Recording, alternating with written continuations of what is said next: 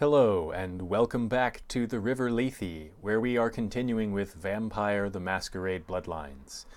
We are near the end of the first part, the first area of the game. We have gotten all of those annoying side quests and chores for these pesky, and petty vampires out of the way, and now we're finally getting to do what we were sent here to do, which is apparently blow up a warehouse. So, old Bertram Tongue here knows how to get us in without being detected, and then it'll be up to us. So let's make sure we're prepared. We've basically spent all of our points that we can, so we're not going to be able to do anything with that. We've got our items. We don't really buy ammunition because that's not how we're going to work. We have one blood pack. We could go buy some more blood packs, but I don't intend to do much in the way of fighting here, so I'm not going to worry about that. So let's just get right into it. I'll have some questions for you when I get back. Let's go. So, I'm going to try and do this pretty sneakily. The reason why is that you get extra XP if you get to a certain part of this mission without being detected. So I'm going to sneak around. I'm not going to alert anyone to my presence. That doesn't mean that I have to avoid killing anyone. That's not part of the extra XP. 'Cause sometimes you have to sneak kill people in order to maintain your stealthiness, basically. Otherwise you will probably get spotted. So we are at the Sabbat warehouse. Here's a thug. It says ladies' bathroom. This has urinals. It's definitely not a ladies' bathroom. You will automatically pick up guns that you don't have, and once you do have the gun, you will automatically pick up further instances of that gun as ammo. So there's some things that my inspection lets me see. There's a box over here. Looks like an ammo box. Yeah, might as well take it. And then there's a board over here. This board represents a little bit of a shortcut, a way to avoid going out through this door here when you'll have to encounter more thugs.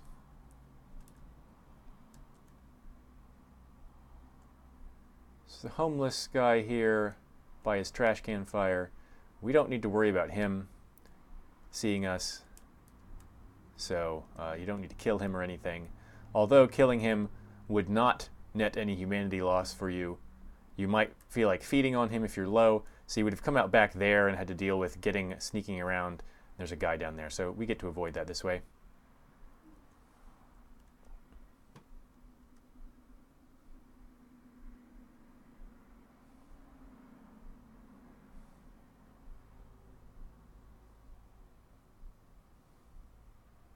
So tense.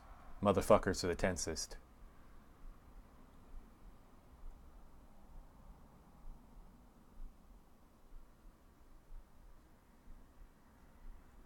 Well, so something extra special is going down that has the head thug a little bit tense.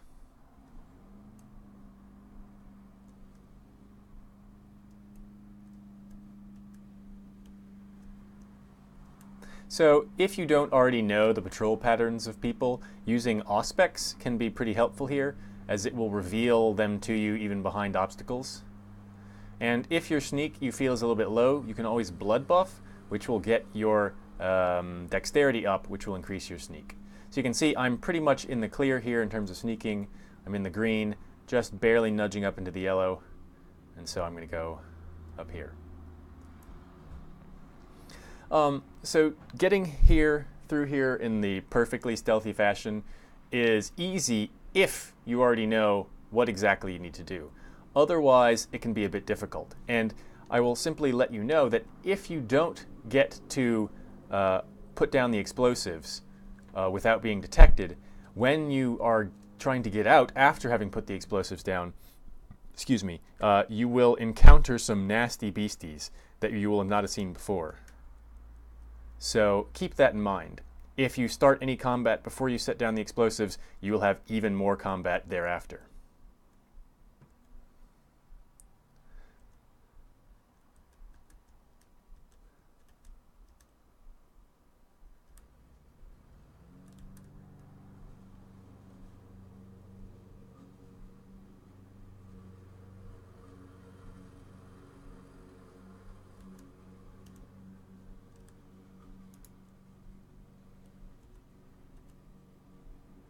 So you can see you can use trance to get sneak kills in if you want to. Because you put them out, they won't detect you, and then you can drop down behind them. So that's a helpful thing to note for both Tremere and Ventru, who also have the Dominate ability. So a little bit of small loot along the way. So now you can go in through the warehouse, through the door there. Obviously, you'll have to do a lot of fighting if that's the case.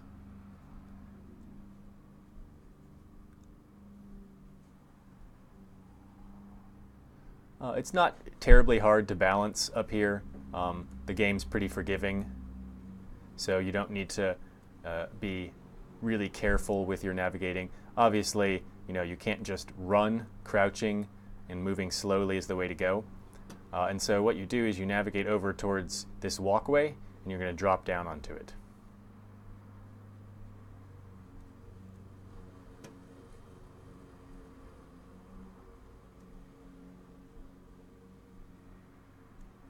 I'm going to make sure blood buff is handy in case I think that I need to buff my sneak a bit. So we just drop down in here. Now you need to make sure that you're sneaking all the time.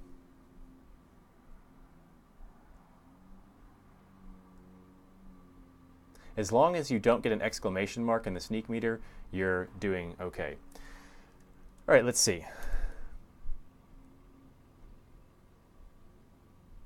Okay, so note that when you walk in here, the water cooler is going to make a noise and attract someone over, so you need to get hidden very quickly.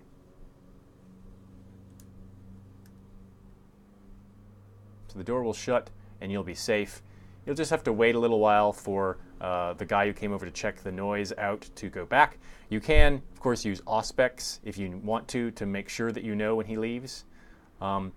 A lot of times you can tell by the sneak meter whether or not someone that you can't even see has moved because the sneak will go down. It doesn't quite work as well here. So you just gotta be a little bit careful.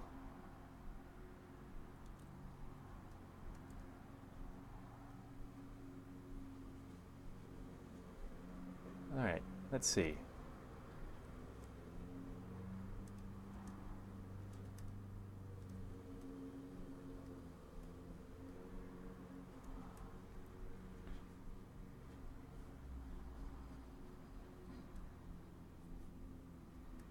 Okay, so there's more than one place you can set the bomb. Here is one of them, and this is where we're going to set it.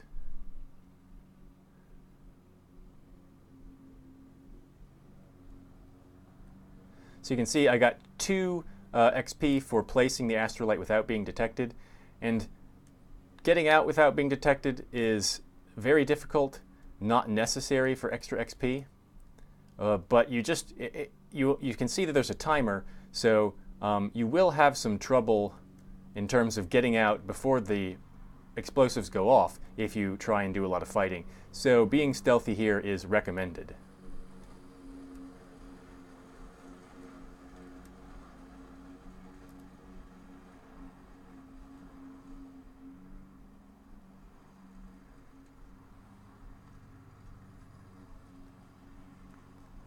So you have about 3 minutes to get out once you arm the explosives.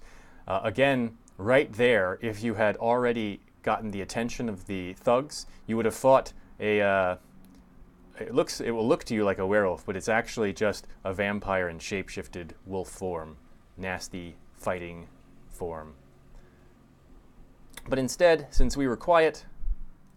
why am I stuck? I'm stuck. No, I've clipped into the ground. Okay, good, I got out. There's a little time wasted that we might not be able to afford. Obviously line of sight, so you should think that that guy should be able to see me, but he can't. The stealth meter says so. There's a few things like that which are a little bit implausible, but it's an older game. I wouldn't complain about it too much. Just imagine that I'm very good at being stealthy. I've put some points into it, so I'm very practiced. I know how to go through the shadows. So we're now getting to the point where it's a bit difficult to keep up the stealth. It's very hard to... Okay, I managed to do it that time. So now you want to try and get on top of this train. Oops.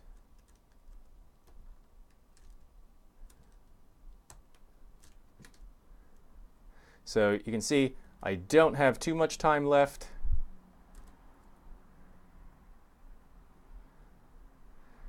At some point it might behoove me just to run, but we're going to see how far we can get without doing that.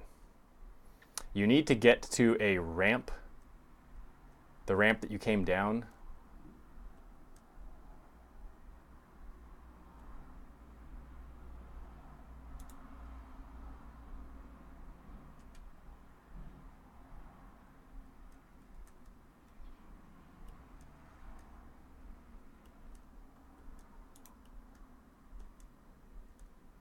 All right, and so I blew up the warehouse. Uh-oh. Uh-oh, who's this? That looks like the guy that was watching us at the pier.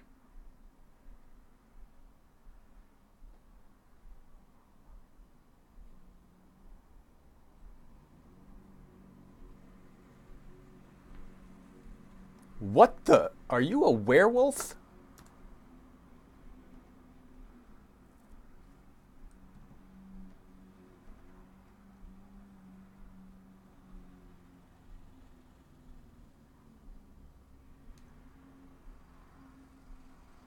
You're not going to kill me? Who are you, and why have you been following me?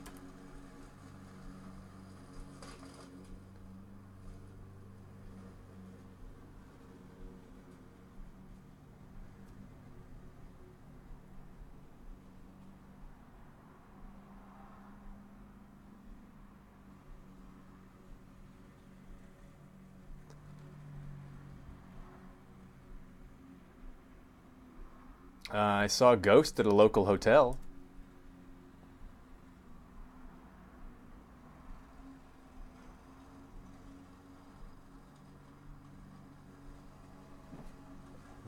I met some kindred on the beach that didn't seem like kindred.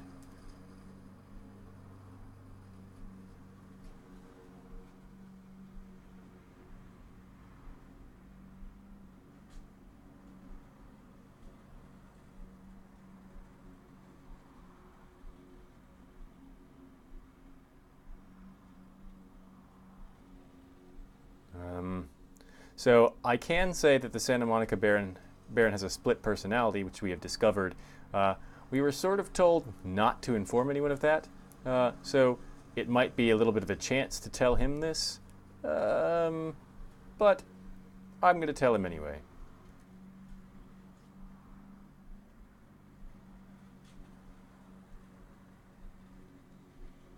Other than that, I haven't really seen anything extraordinary.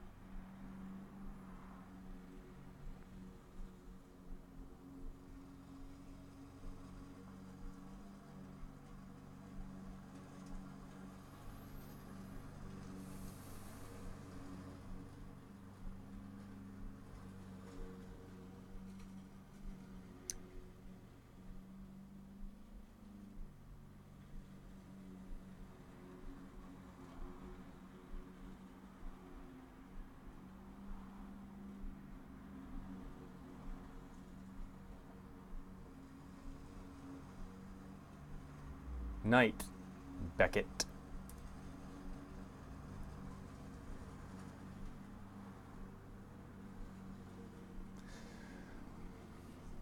Now, remember, when we talked to Rosa, the fortune teller down at the beach, the thin blood who seems to be able to see the future, she told us that amongst the people we could trust were the man on the couch and the lone wolf. So perhaps this Beckett character is the lone wolf whom we can trust. Maybe, maybe not. All right, we've done well. Let us report our success to everyone who shall listen.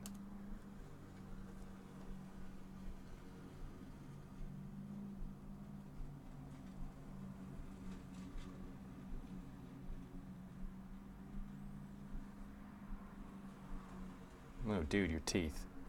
Thanks. Do you know someone named Beckett? I spoke with him.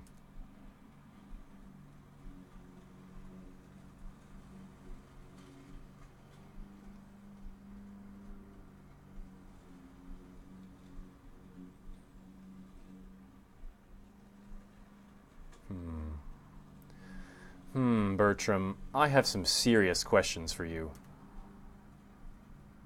I met your ghoul, Nox.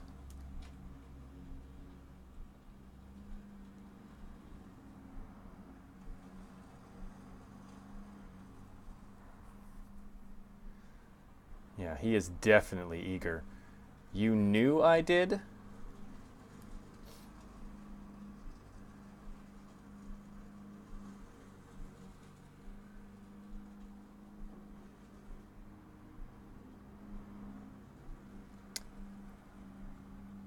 Whatever. I saw right through Nox. Got him to tell me about your plan. I know all about the plan you and Nox had worked out for me.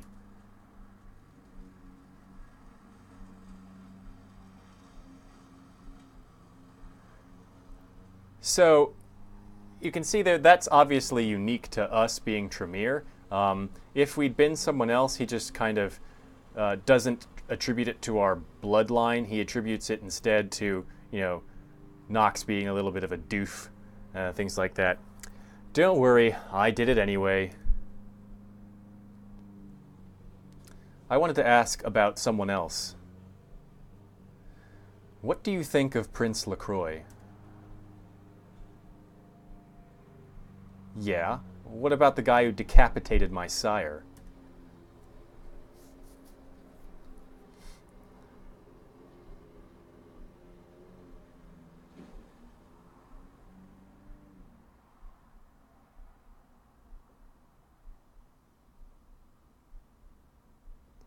I wanted to ask about someone else. What about Nines Rodriguez?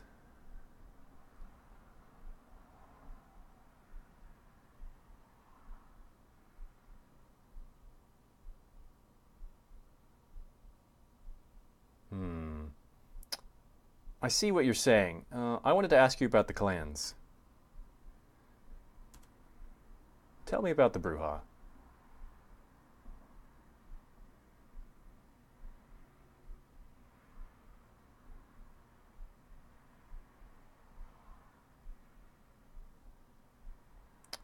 Ask about another clan.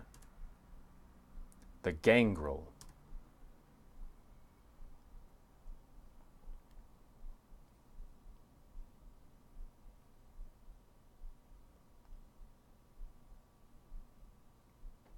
Another clan. Tell me about the Malkavians.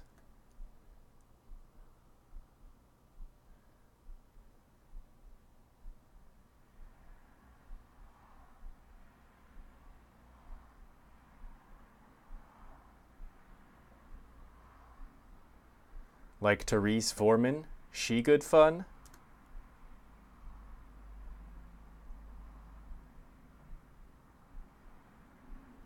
Sounded pretty vicious to me.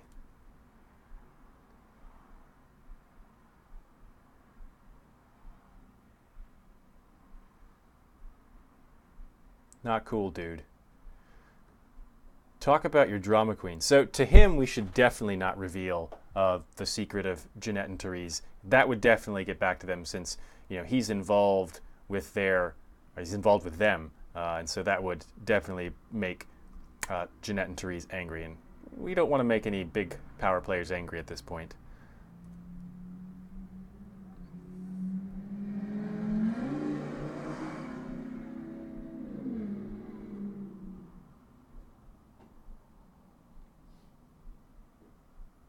You don't want the job?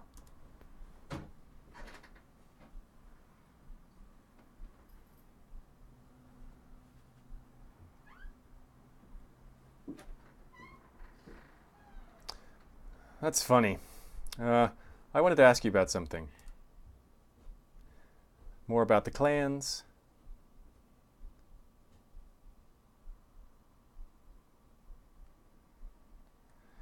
Another clan. Tell me about the Nosferatu, your clan.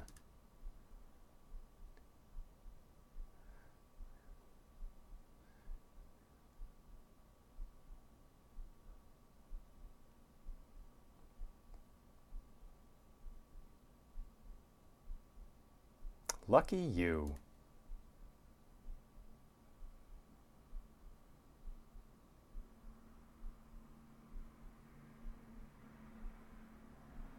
Are the Nosferatu part of the Camarilla?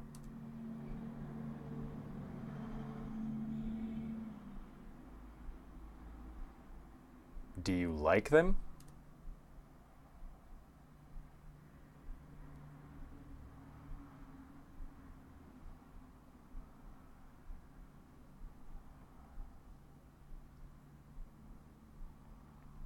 What do you think of Prince LaCroix? I think I already asked him that.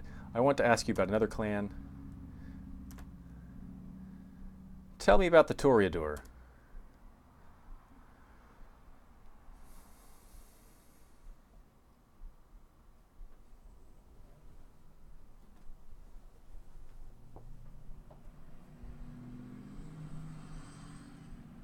So we're asking about all the various clans that we could have been a part of and that your character can be a part of in the game. Note that each one of them is kind of named after their, like the original vampire that started their clan. That's kind of how it goes in the lore. So it's just interesting to ask all about this. And now we get to talk about us, the Tremere. And when you are a member of the clan that you're talking about with Bertram here, you get a little bit of different extra dialogue. Tell me about the Tremere.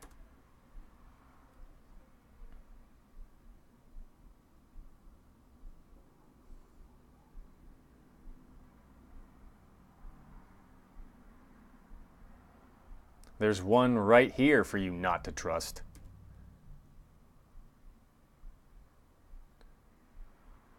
That's good to know. Ask about another clan. We'll get to the last one here. Tell me about the Ventru.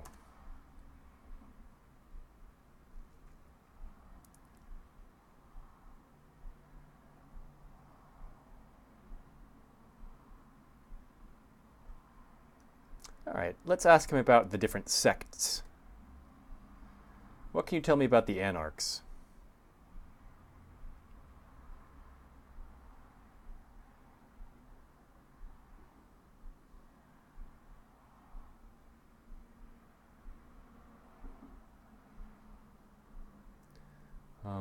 Let's see, I see what you're saying. How about some of the other sects? I want to know about the Sabbat.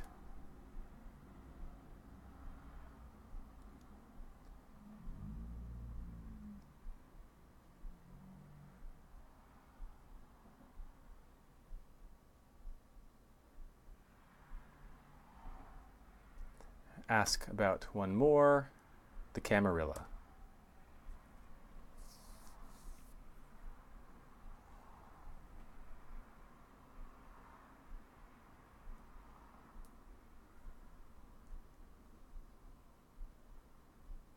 What's a caitiff?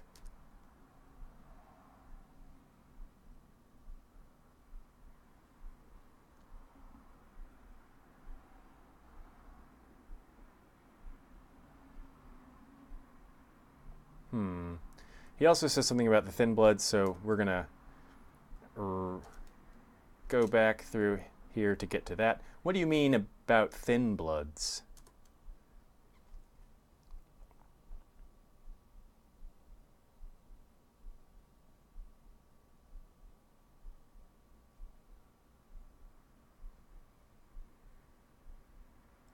So that explains why we were referred to as Cainites by the Asian vampire. Who is Cain?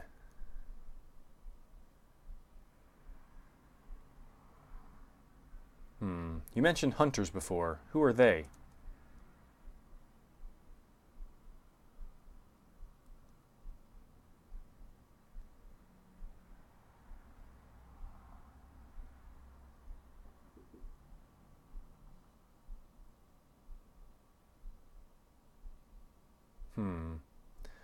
Well, that's all we've got to say to him. Peace. All right, so we've done everything there is to do for us in Santa Monica. So we should go to downtown LA and talk about that. These other things that are in our active quests, well, you know, there's nothing left there that we can do. We have to move on. You can see that there are 4 sections here, downtown, Hollywood, and Chinatown. So now we're going to head out towards downtown. First, we'll drop by our apartment to see if anything is interesting there before we go. Think about looking at our talents. You can see that a taxi cab has arrived in the street. That's how we get around from area to area in the game.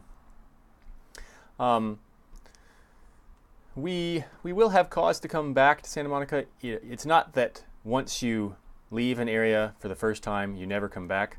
There's a police car in the street now in front of the Gallery Noir. That's our doing as well. Looks like our blood doll guy has finally picked up and moved on. So once you get past certain critical quest points, the world changes a little bit. So yeah, certain people will no longer be in the street. So there's some things you have to do before certain parts of the game if you want to do them at all. Okay, we have some unread email. Let's see what it says. 7, the first move. Once again, from a friend. The first chess email was from a friend, and so is this one. The White King moves to protect his pawn. So we're left to speculate as to who the White King is. We can perhaps assume that we are the pawn, being moved around as we are. But who is protecting us, and from what are we being protected, are questions that, well, we just have to keep playing to find out the answer. So there was nothing particularly interesting for us to do in our apartment. Let's look at our skills. We have 8 skill points. We might wait on doing anything with those until we know what our next major task is, just so that we can spend them in the best way possible. Let's see if Mercurio has anything to say now that we have finished our task. There's not blood on the outside of the door anymore. Let's see if things have been cleaned up inside. Nope. Still needs to get the cleaning crew in here. Mercurio's nowhere to be seen at the moment. Wonder what happened. Let's see. This is a chest that we didn't pick before. Let's see if we can. Difficulty of 8. So we currently have a lockpicking skill of 4. Even if we get our dexterity up by 1, which is what Blood Wesp will do, even if we got it up by 3, that wouldn't be enough. So that's simply out of our league at the moment. Doesn't look like there's anything else for us to do here. There's no reason for us to go down to the beach at the moment.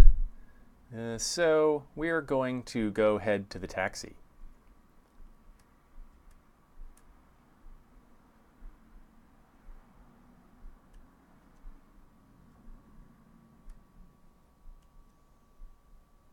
So it is time for us to explore new parts of the city, leave Santa Monica, and go to downtown Los Angeles.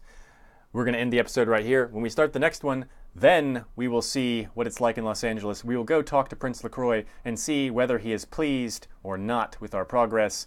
Hopefully he's pleased. I don't feel comfortable enough to be pissing off powerful people yet, powerful vampires who've been alive for hundreds of years and have been instilled as some sort of prince of a city. If you like this video, please consider hitting that thumbs up button. If you like this series and other things that I've been doing, please subscribe to my channel. Next time we'll be in downtown LA. Until that time, I don't care what you do.